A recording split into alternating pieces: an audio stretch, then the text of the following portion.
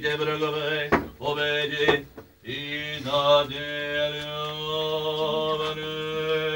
Дай, Господи, на Твоя верен раб Станислав, днес всепобеден, на домът му, на чадото му, на всички негови тук сътрудници, съслужители, приятели с домовете, с чадата им. И сохрани ги на многоя лето.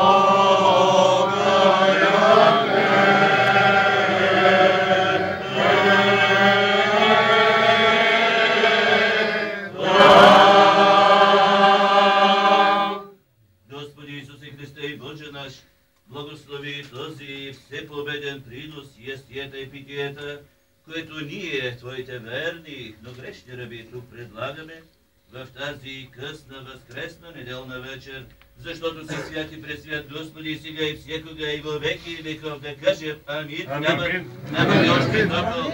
Богати и огнищноша и духоваша, зискающий же Господу, величавого снява, всякое благо.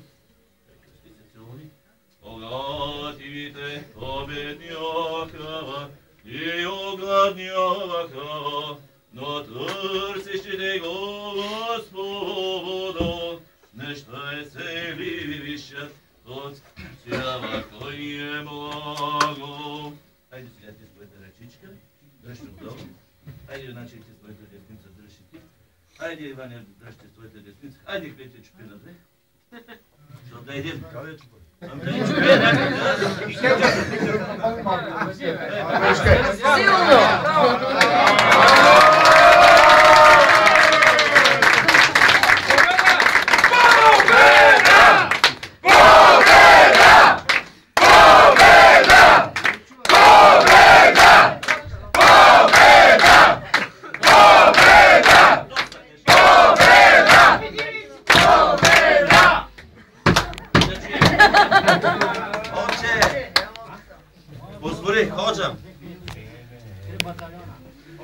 Уважаеми приятели, позволете ми преди всичко да ви благодаря за огромния труд, който положихте. Всеки с предела на своите възможности. Имахме повод да кажем, че това е със сигурност най-успешната кампания.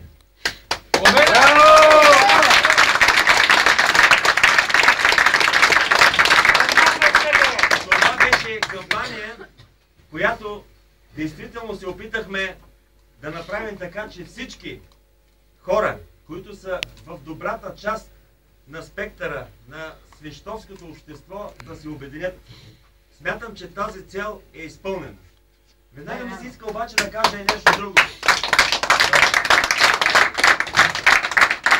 Ние трябва да бъдем на висотата на мъдростта.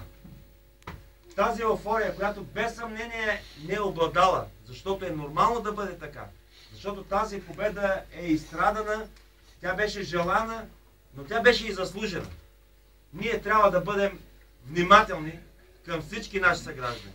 Една голяма част от тях, които също са помагали, но не могат да бъдат с нас. Друга част, която са искали да бъдат от другата страна. Ние не трябва да бъдем злобни. Ако ние бъдем такива, то няма да има разлика от тях. Затова аз ви моля да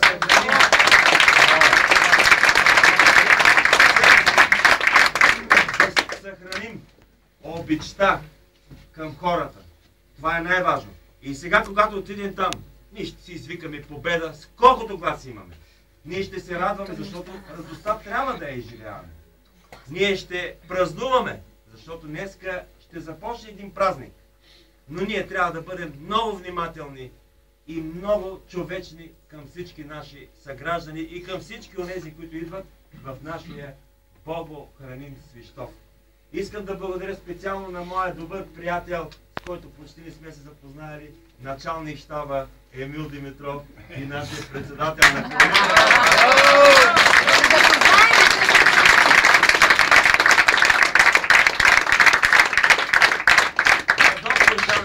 На Стоян Проданов, на всички от листата от общинските съветници на коалиция за Свищов, на всички мои приятели, председатели на партиите, които създадоха тази коалиция с хубавото име за Свищов, на Пачко, на Виолета, на сестра ми, на племенник ми, на кръстника ми, който е тук, на ходжата, на отеца, на всички вас, скъпи приятели. Бъдете ми живи и здрави и се радвам за тази победа. На здраве!